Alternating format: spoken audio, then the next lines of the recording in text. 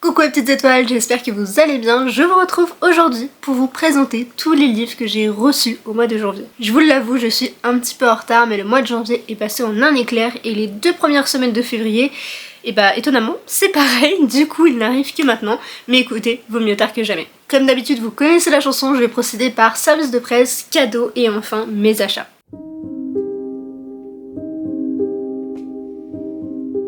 Le premier que j'ai reçu est à cheval entre un service de presse et un cadeau, dans le sens où c'est Neil Gaiman et Maria Lino qui m'ont contacté et qui m'ont proposé de recevoir leur dernier roman, à savoir Ces prières que j'ai fait dans le noir, édité chez Albin Michel. Et donc elles me l'ont proposé en tant que cadeau, mais en même temps je me dis faut pas que je le laisse traîner trop longtemps, et vu le roman que c'est, je sais qu'il ne traînera pas longtemps. J'ai trop hâte de m'attaquer à ce 3e volume. C'est donc le fameux tome sur Jagger, un des fameux personnages du groupe dans la nuit où les étoiles se sont éteintes et le jour où le soleil ne s'est plus levé. Et vous savez à quel point j'aime cette saga de tout mon cœur. Et là on va pouvoir l'attaquer avec Clémence. J'ai trop hâte, franchement, je l'attendais tellement. Et là enfin je l'ai reçu et je remercie énormément Albin Michel, Neil Gaiman et Maria Lino pour cet envoi en fait. Ils n'étaient pas obligés et je suis hyper touchée. Ensuite de la part de Hachette Romans, j'ai reçu 2 petits romans. Le premier c'est un roman graphique, à savoir La princesse et le croque-monsieur de Deya Muniz, que j'avais extrêmement hâte de découvrir. Ils nous l'ont vraiment trop bien vendu et honnêtement ils ont eu raison puisque c'est exceptionnel. J'ai eu un coup de cœur, un petit coup de cœur mais un coup de cœur quand même, et je vais vous montrer une petite planche que j'aime particulièrement. Elle est comme ceci, donc je sais pas si les couleurs rendent très bien à la caméra, en plus on est en hiver, il fait pas très beau.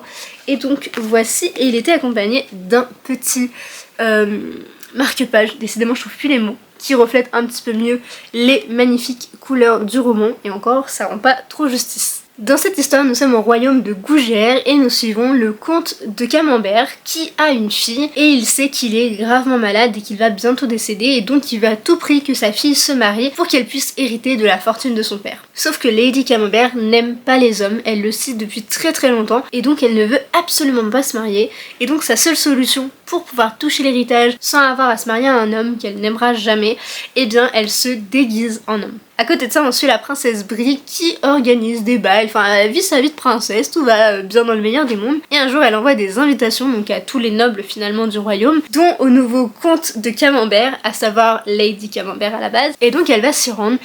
Et notre chère Lady Camembert n'a pas écouté sa princesse puisque c'était interdiction de porter de la fourrure si je dis pas de bêtises, sauf que justement Cam le fait quand même, et donc la princesse ne va pas être très contente et c'est ce qui va un peu créer leur rencontre et potentiellement tisser des liens un petit peu à la suite. Je vous en dis pas plus, mais honnêtement il est aussi beau que bien. Et petite particularité que j'ai oublié de préciser, mais c'est quand même dans le titre, la princesse Brie aime et adore plus que tous les croque-monsieur, et donc ça sera un petit peu son lien aussi particulier avec Lady Camembert qui est aussi comte Camembert. Voilà. Le prochain que j'ai reçu de leur part, c'est Les fleurs les plus dangereuses n'ont pas d'épines en version finale, donc écrit par Lydie Tabarin. Et donc regardez la beauté, mais la lumière ne va pas du tout, mais il est magnifique, vraiment j'aime beaucoup ce violet, c'est super beau, et il est comme ceci, et quand on l'ouvre, en fait il y a le visage donc qui est en entier, et ça j'adore parce que des fois c'est très souvent coupé même, et donc c'est un peu dommage, mais là en l'occurrence on voit tout et c'est trop chouette. Et pareil ici on voit en entier, et à l'intérieur, hop, il y a une petite phrase qui est toute plante, même la plus belle des fleurs, est un potentiel poison. Hop, et à la fin il y a donc le résumé qui est juste ici. Si vous avez vu mon book haul de décembre, vous savez que je l'ai déjà reçu en épreuve non corrigée, donc il y a 2 mois et demi maintenant. Et je ne l'ai toujours pas lu, et donc là j'ai déjà reçu la version finale, donc il serait peut-être temps que je me dépêche. J'ai d'ailleurs fait un petit réel sur ce roman, enfin sur la box qu'on a reçue, et il y avait également ce magnifique marque-page, mais la lumière ne va pas du tout. Donc en fait vous voyez un violet hyper foncé alors qu'il n'est pas totalement... Je sais pas comment expliquer, mais je vais essayer de régler ce problème. Bon, je ne sais pas si c'est mieux, mais en tout cas j'ai l'impression que ça reflète un peu plus la vraie couleur, mais en tout cas il est magnifique et j'ai extrêmement hâte de le lire, bien que j'ai déjà vu pas mal d'avis négatifs et ça me fait un peu flipper, donc j'attendais un petit peu de laisser passer tous ces avis pour moi me lancer à mon tour, mais en vrai je vois pas pourquoi je n'aimerais pas. Pour celui-ci je vais pas vous faire un résumé total, mais je vais vous lire la petite phrase qui est derrière. Deux rivales réunies pour laver l'honneur de leur famille, le don envoûtant de maîtriser les plantes et leurs arômes, une magie dangereuse qui doit rester secrète. Ça a l'air vraiment trop chouette. On va parler un petit peu de thé. Je crois qu'il y aura aussi une relation FF. Donc ça je suis pas sûre à 100%, mais de ce que j'ai pu voir au niveau des avis des partenaires, tout ça, j'ai supposé qu'il y en avait une.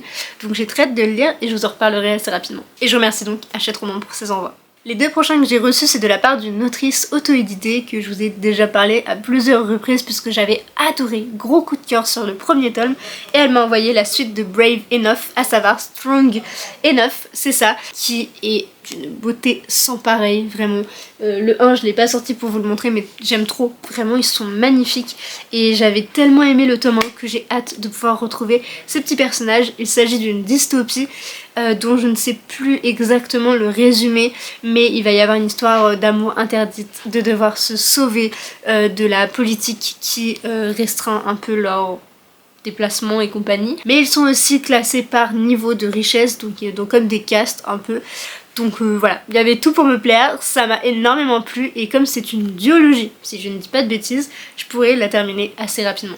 Et le deuxième qu'elle m'a fait parvenir en papier cette fois-ci, c'est celui-ci, donc De la neige dans l'espace, que je suis censée lire depuis beaucoup trop longtemps en e-book, mais je ne lisais pas beaucoup en e-book il y a une période.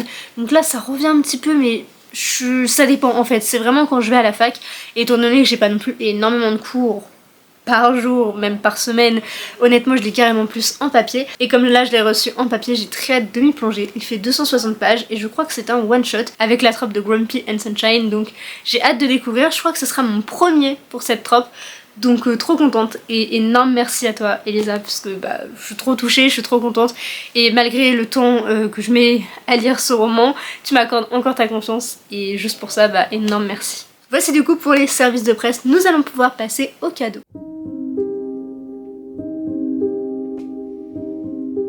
Vous allez le voir, j'ai été extrêmement gâtée, et notamment par mes copines du book club rouennais, puisqu'on a fêté mon anniversaire avec un petit peu d'avance, puisqu'on ne pouvait pas trop se libérer à cette période, et donc on l'a fait en janvier, et c'est pour ça qu'il figure dans ce book haul et pas dans celui de février. Donc c'est parti, on va commencer avec la seule BD qu'il y avait, et c'est Brume tome 1.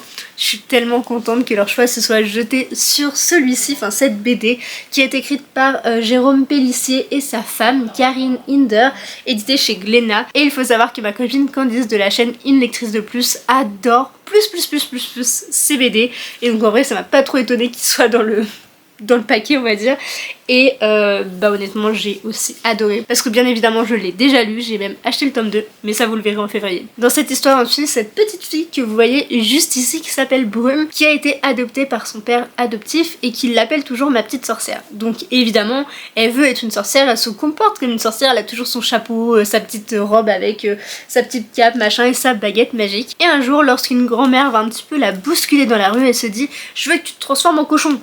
Ça va arriver plus ou moins, et en fait elle va tomber sur ce petit cochon.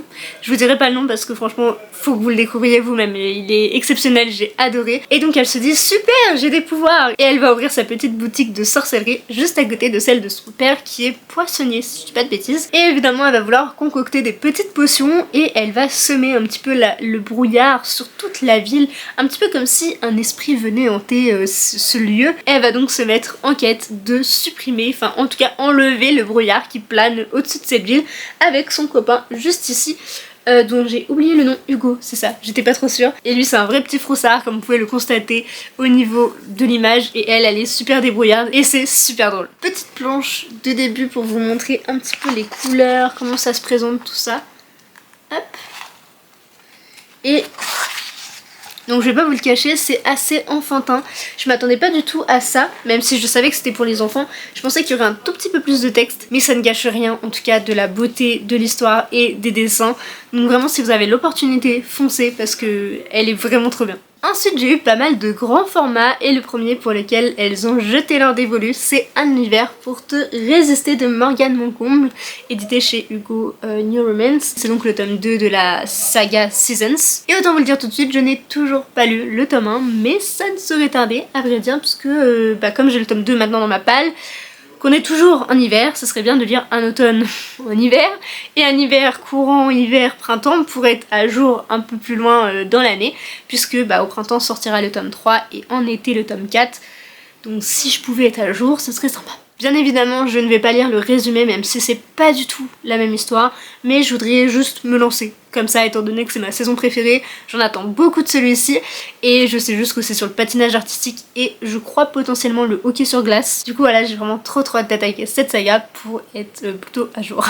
Ensuite, elles ont craqué pour un one-shot, à savoir Destin Cruel. Enfin, il me semble que c'est un one-shot, il n'y a pas de contre-indication.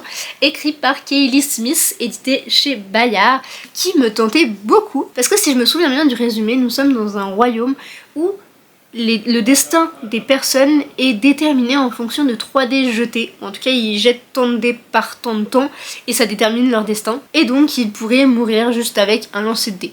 Voilà, c'est tout ce que je me souviens du résumé. Je me suis peut-être trompée, parce que évidemment c'est que des livres que j'ai envie de me lancer comme ça. J'ai lu le résumé pour savoir qu'il me tente, mais j'ai une capacité d'oublier les résumés assez flagrantes, donc je me rappelle pas de tout, mais en tout cas je sais qu'il me tente beaucoup. J'ai pas vu que des avis très positifs, mais ça n'empêche que moi l'intrigue me tente beaucoup, et que comme c'est un one shot, je me dis ça peut être sympa. Le prochain qu'elles m'ont pris, toujours en grand format, je suis plus que ravie parce que vraiment j'hésitais à le prendre et il était un peu dans le haut de ma wishlist parce qu'il y a le haut, il y a le milieu, enfin vous voyez, je fais un classement aussi dans ma wishlist. Et celui-ci, étant donné que c'est un petit jeunesse et j'avais trop envie de le lire parce que je sais que j'ai vraiment une passion pour la littérature jeunesse, et là elle revient de plus en plus, c'est flagrant. Et du coup c'est Sentinelle du Royaume Sauvage de Alexandra Ott, édité chez les éditions Seuil. Il s'agit donc d'un tome 1 et je crois que c'est une trilogie, si je dis pas de bêtises. Le 2 est sorti ou va sortir très prochainement. Celui-ci j'ai aussi très envie de le lire pour la simple et bonne raison, on va suivre Bryn, si je dis pas de bêtises, c'est Bryn ou Brun, je sais pas comment on dit, qui a 12 ans et qui veut devenir sentinelle comme l'est son père. Sauf qu'on va lui dire, et non, c'est un métier pour les garçons, donc oust, tu n'as rien à faire là. Sauf que évidemment elle va pas se laisser faire, elle va dire si, en fait j'ai ma place, je veux être sentinelle donc je serai sentinelle, et j'espère qu'elle va réussir. C'est tout ce que je me souviens du résumé, encore une fois, mais il me tente juste beaucoup. Il y a des dragons, on parle d'une jeune fille qui va se rebeller contre les métiers dits de garçons, donc franchement j'ai trop hâte de le découvrir. En tout cas dans un roman jeunesse, aborder ce thème là je trouve ça vraiment chouette, donc très hâte de le découvrir. Et enfin elles m'ont pris pas mal de poches aussi, et en premier elles ont sélectionné L'île du diable de Nicolas Beuglet, à savoir le 3e et dernier tome de la trilogie Le Cri.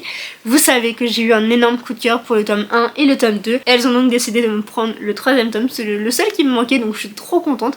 Par contre je suis étonnée à quel point il est petit.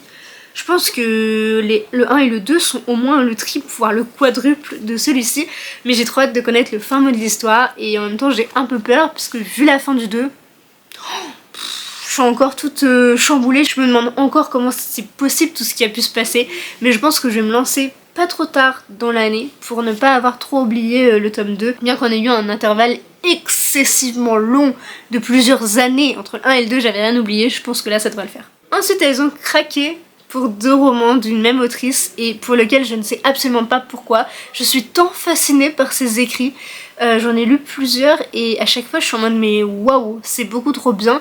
J'aime énormément l'histoire, l'écriture, le développement des personnages, je comprends pas. Il s'agit de Virginie Grimaldi, elles ont craqué pour ces deux-ci, à savoir Il est grand temps de rallumer les étoiles, que j'ai déjà lu.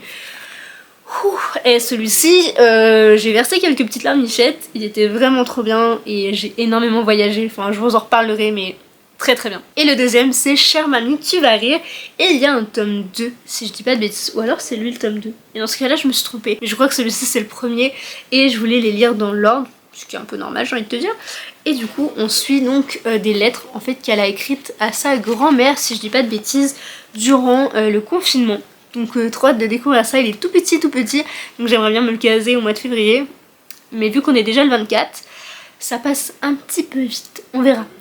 Et donc avec l'achat de ces 3 poches, la librairie s'est dit bon bah on va leur donner un roman comme ça, et il s'agit de celui-ci qui est La sirène, le marchand et la courtisane de Imogen Hermès Goward, qui est donc un roman offert. Je ne sais pas trop de quoi ça parle, mais on est en 1785 et on est avec des bateaux, mais quelque chose ne va pas très bien se passer et je crois qu'on est en Chine. Donc peut-être qu'un jour je le lirai, je ne sais pas, sinon je le donnerai à une des filles qui me l'ont offert, enfin voilà, je me débrouillerai avec elle. Donc on verra si je le lis ou pas, mais c'est gentil à la librairie d'avoir pensé, sachant que c'est même pas la même maison de l'édition, donc juste d'avoir donné un livre offert, bah, c'est très gentil, et à elle aussi de me l'avoir offert par l'offert.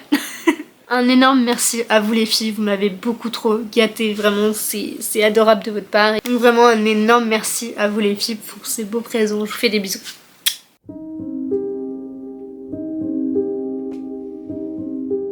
Nous attaquons donc la partie sur mes achats et vous allez voir qu'ils sont pas si nombreux que ça. Honnêtement c'est peut-être la plus petite partie. Donc c'est plutôt pas mal. Dans un premier temps, j'ai acheté des romans à ma copine Solène, puisqu'elle n'a pas spécialement aimé, ou alors parce que la suite ne lui a pas plu. Et c'est ce qui s'est passé avec la saga Les Dieux du Campus, donc à savoir le tome 1 Leander et le tome 2 Thunder. Et donc comme elle vendait les deux pour je sais plus 6-7 euros, quelque chose comme ça, et bien j'ai pris les deux. Donc voilà, j'ai envie de les découvrir depuis un petit moment, je me dis ça peut être l'occasion. Si je n'aime pas, eh bien je revendrai, mais en vrai j'ai quand même envie de lui laisser sa chance, sachant que les romances universitaires, j'en lis tellement peu que finalement à chaque fois que j'en lis, j'aime bien. Et le prochain je le lui ai aussi acheté, elle le revendait pour pareil 8 euros, quelque chose comme ça, 7. Bref, un chiffre vraiment pas très haut. Donc en fait j'en ai eu pour à peu près 16 euros les 3 livres. Donc c'est quand même vraiment très rentable entre guillemets. Il s'agit de Supernova, le tome 1, intitulé L'Académie des Constellationnistes. Je vais y arriver après 15 essais. Écrit par Axel Ménéglier. Je viens seulement de voir qu'elle m'a glissé un petit marque-page qui ressemble à ça. Si la caméra veut bien focus. Hop. Je sais pas ce qui est écrit. Cassiopée... et Cassiopée, voilà. Et donc derrière il y a un petit QR code pour écouter une bande originale inspirée du livre. Donc voilà, trop contente. C'est donc le roman qui a gagné le prix Collection R, dont le Souffle des mots était jury pour cette compétition, enfin cette, je sais pas comment on appelle ça. Ouais, on va dire compétition. Et elle en a très bien parlé, du coup ça me tente beaucoup. Donc je me suis dit, bah même si Solène n'a pas trop accroché, j'aimerais bien lui laisser sa chance. Donc là comme elle le vendait, il est en excellent état, je me suis lancée. Mais je ne sais pas si je l'aurais acheté de moi-même en magasin. Donc en vrai c'était un peu l'opportunité pour l'avoir. Et les deux prochains je vous les ai déjà présentés dans ma vidéo Petit mois petite lecture, donc la palle que j'ai faite pour ce challenge d'Audrey justement. Et le premier c'est La maison à l'orée de la magie, qui est un tout petit roman jeunesse, encore une fois, de Emily Sparks, édité chez les éditions Saxo, donc une branche, un label plutôt de Saxus. Et donc je vais pas vous le représenter parce que bah, je vous en ai déjà parlé, il me tente énormément, il est tout petit, il a l'air trop bien, donc j'ai trop hâte de le découvrir. Et donc le dernier pareil, enfin je vous l'ai déjà présenté, donc je vous en reparlerai pas pendant 10 ans. Il s'agit de It's All Love de Jenna Ortega, édité chez Michel Lafon, qui est un recueil un petit peu de poésie où elle parle de son expérience avec les gens, ce qu'elle aime et compagnie. Donc je l'avais commencé quand je travaillais en librairie au mois de janvier et j'avais beaucoup aimé le début, enfin dire les 20 premières pages, donc je l'ai acheté et j'ai très hâte de le continuer. Voici du coup pour ce gros book haul, j'ai été énormément gâtée, que ce soit par les maisons d'édition ou mes copines, donc vraiment un énorme merci à tout le monde. Voilà, ça ira plus vite. Et sur ce, j'espère que ça vous aura plu. N'hésitez pas à me dire si vous en avez lu certains, si vous les avez aimés, si vous ne les conseillez pas au contraire. Et du coup c'est des achats que j'ai fait pas très bons on va dire. Je raconte n'importe quoi. Mais sur ce je vais vous laisser, je vous fais plein de gros bisous et à très vite dans une prochaine vidéo. Bye!